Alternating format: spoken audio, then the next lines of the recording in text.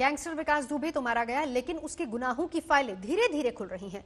उसके गुप्त खजाने की तलाश भी जारी है। पहले ईडी ने संपत्ति को लेकर जांच शुरू की है और अब मामलों की जांच के लिए एसआईटी ने काम शुरू कर दिया है। कानपुर के बिकरू गांव में एसआईटी की टीम पहुंच चुकी है और इसी गांव में 8 पुलिस वाले मारे गए थे और उसके बाद पुलिस ने विकास को पकड़ा और उसका एनकाउंटर किया। शिवेंद्र इस वक्त हमारे साथ जुड़ गए। बहुत सारी अहम कड़ियां हैं और बहुत सारे ऐसे राज हैं जो कि इस गांव से सामने आ सकते हैं, निकल सकते हैं। कल हमने देखा था पुलिस किस तरीके से अनाउंसमेंट करके लोगों को यह बताने समझाने की कोशिश कर रही थी कि अब डर का माहौल नहीं, अब खौफ बिल्कुल बीत चुका है, निडर होकर सामने आइए। क्या कुछ और जानकारी यहां से मिल पा रही है? देखिए नवजोत, मैं बता दूं कि मैं इस वक्त उसी बिकरू गांव में हूं जहां पर अब से कुछ देर पहले एसआईटी की टीम पहुंची थी। ये घर है जो विकास दुबे का घर है। यहां पर एसआईटी की टीम जो पहुंची थी उसने बाकायदा यहां लोगों से मुलाकात की है, बातचीत की है और जो संजय भूस रेड्डी यहां के सीनियर आईएएस ऑफिसर हैं उनकी अगुवाई में एसआईटी टीम बनाई गई थी। हर एक पहलू से जाँच करेगी, जिसमें ये जानने की कोशिश होगी कि आखिरकार 2 और 3 जुलाई को जो कुछ भी हुआ वो आखिर क्यों हुआ था। और ये आप देख सकती हैं यहाँ का जो माहौल है ये सब बताता है साफ तौर पर कि अभी भी विकास दुबे का जो खौफ था उसका आलम क्या है। हालांकि कल अनाउंसमेंट करके बाकायदा बताया गया कि अब डरने की जरूरत नहीं है और विकास दुबे मारा गया है। बावजूद इसके अभी भी गांव के लोग बहुत खुल करके सामने नहीं आ रहे हैं और यही चिंता की बात थी शायद एसआईटी टीम के लिए। इसीलिए एसआईटी टीम के जो अधिकारी थे वो यहाँ पर जो रहने वाले लोग हैं उनको बुला करके इस चौक पर जो सामने दिख रहा है इसी चौक पर आकर उन्होंने बातचीत की और उनसे जानने की कोशिश की कि किस तरह का आतंक था, कौन लोग शामिल हो सकते हैं और क्या माहौल बना था उससे ठीक पहले जब ये घटना हुई। तो ये सब चीजें जानने के लिए ही टीम जो एसआईटी की है वो यहाँ पर पहुंची थी और यहाँ के तमाम जितने भी एंगल हैं, चाहे वो चौबेपुर थाना हो, चाहे वो ये स्पॉट हो, ये हर जगह का उसने निरीक्षण किया और जानने की समझने की कोशिश की। आप देखिए ये वो पीछे का हिस्सा है, यहाँ पर भी टीम के लोग आए थे और देख रहे थे कि किस तरह से इस दीवार को फांद करके जो उस वक्त सीओ थे देवेंद्र मिश्र कूद के गए थे जिससे कि वो जान बचा सकें, इसलिए कूद के गए थे और किन हालातों में यहाँ कैसे चढ़े थे और क्या हुआ था ये सब चीज का निरीक्षण किया गया है। तो शुरुआती जांच है एसआईटी की जिसकी रिपोर्ट देनी है सरकार को। उसके बाद तय होगा कि आखिरकार इस घटना के पीछे कौन कौन लोग शामिल थे और क्या क्या सच्चाई सामने आई है।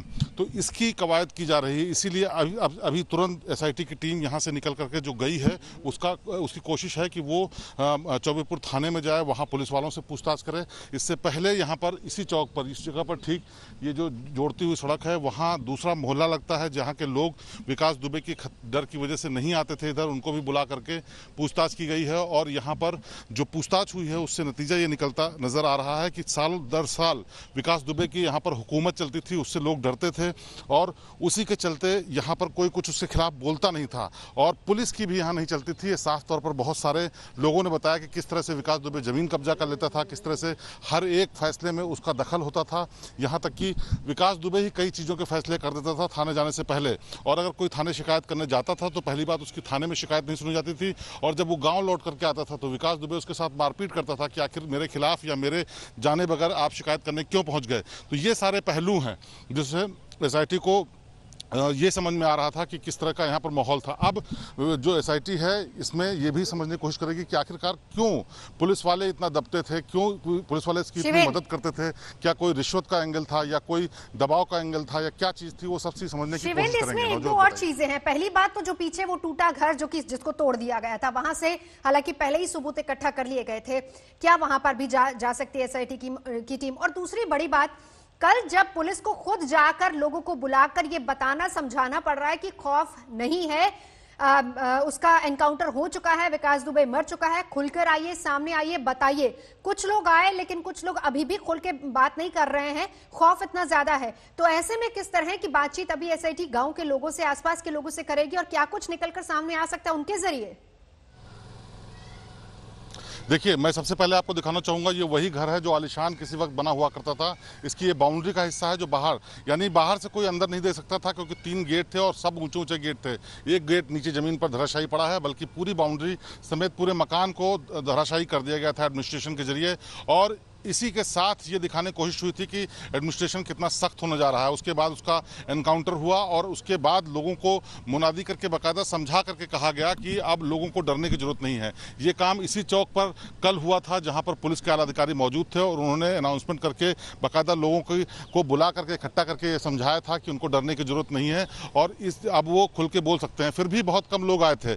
आज एसआईटी के साथ काफी पुलिस का फोर्स और तमाम आरएएफ के लोग मौजूद थे और आला अधिकारी भी मौजूद थे। तो उसके बाद लोगों के अंदर थोड़ा सा हिम्मत आई और वो लोग सामने आए और उन्होंने जो चीजें बताई हैं वो काफी हैरान करने वाली हैं। सबसे बड़ी बात यह है कि एक तरीके से विकास दुबे का यहाँ पर पैरेलल सिक्का चलता था। सरकार के सिस्टम को होने के बावजूद विकास दुबे का जिस तरह का सिक्का चलता था उसमें तमाम लोगों ने साफ तौर पर बताया कि किस तरह से थाने अगर वो शिकायत करने जाते थे तो उनकी सुनवाई नहीं होती थी और ये साल 2001 से नहीं बल्कि उससे भी पहले से चल रहा था, ऐसा भी कुछ लोगों ने बताया। तो आप अंदाजा लगा सकते हैं कि क्या खौफ का आलम था। इसीलिए उसके मरने के बाद भी लोग मुंह खोलने के लिए जल्दी तैयार नहीं हुए।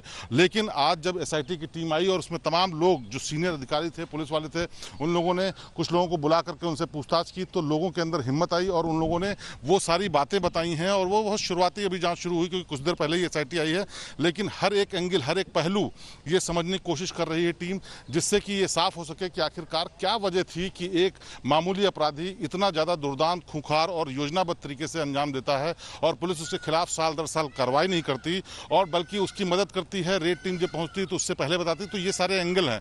विकास दुबे मारे गया लेकिन उसका आतंक अभी भी यहाँ पर है। आप देख सकते हैं एसआईटी टीम के जाने के बाद पूरे गांव में फिर से एक तरीके से सन्नाटा सा पसर गया है। लोग जो यहाँ पर दिख रहे हैं ज्यादातर इसमें मीडिया के लोग बाहर हैं, बाकी लोग बाहर निकलने की अभी भी हिम्मत नहीं जुटा पा रहे हैं। सारे घर बंद हैं। कल समझाने के बावजूद भी अभी भी सन्नाटा ही समझ लीजिए एक तरीके से पसरा हुआ क्योंकि काफी अच्छी खासी संख्या में यहाँ पर घर हैं।